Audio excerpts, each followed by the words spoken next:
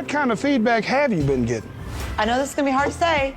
Please say it, please. I would cut it in half. Quality over quantity. Always edit back a little Yes, sir. bit, because you have so many toys to play with your voice. Respectfully. And Yes, I sir. love Luke. I love Katie. Lionel's a legend, Yes, right? sir. But you would rather lose knowing you did it the way you wanted to do it than win and do it the way somebody else wanted to. Right now, America's the judge. Welcome back to Ash's Reality Recap. I finally had a chance to sit down and catch up on Sunday and Monday's episode of American Idol Top 24. Now, it's been kind of hectic around the household. My youngest son is now 2 weeks old, so sleep has been kind of a up and down situation. Just staying up at night watching some of these shows, just not really a priority when we make sure that, we get my daughter in bed and get my son laid down for bed and waking up in the middle of the night for sleep. So, I do what I can, and here we go. It's finally jumping into the recap, my opinion on American Idol's Top 24. Now, in this recap, I am not going to give my opinion of each of the artists and how they did in their performances, because honestly, I feel that the Top 24 is probably the best Top 24 that we've seen in quite a few years. I feel like production and whoever runs the show has done an excellent job vetting out the talent that they do have for the top 24. Now, again, in previous episodes, I've talked about where, there's a whole lot of contestants that we never even got to meet, know anything about.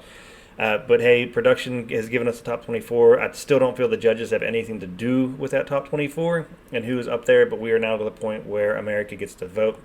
So the top 24 are there.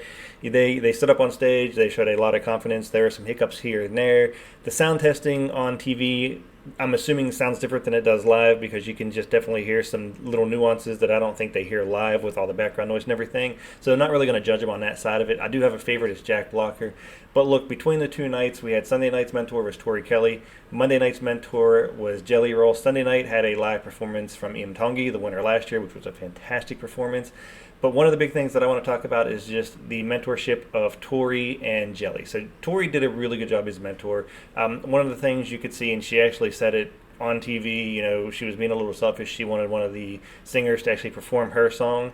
And that really changes the perception of what those singers want to do, because you can see she's telling them what to do. She's being, I don't know if you consider that being a mentorship or a director. She's like giving them advice on how to run through the process, because she experienced the process. She was on the show in the past, so she knows how it works.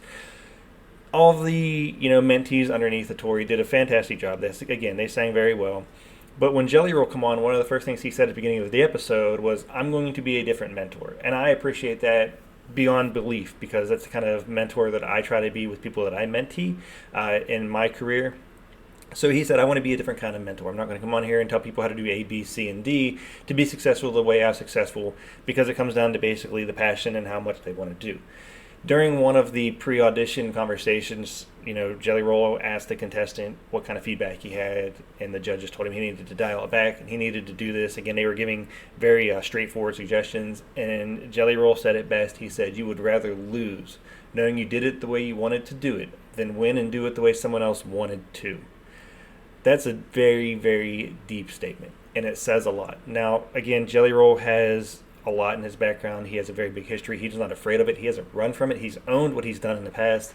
He's tried to make himself a better person. From what we see in a public eye, he's done tremendously. And when you see him out here and interacting with the talent, you can see that his passion just exudes itself, and he really tries to show these kids and this talent to just get out there and be yourself, and don't apologize for who you are. And if somebody gives you a suggestion, listen to it, but at the end of the day, do what your heart and what your soul tells you to do, and put it out there on the stage, and let everybody judge you for who you are. Don't be judged because you're trying to be somebody that somebody else wants you to be. Because unfortunately, a lot of times when you try to get into that mentality of doing what somebody else tells you to do, that little voice in the back of your head is telling you, should you do it this way? Is this the right way? Are you being yourself?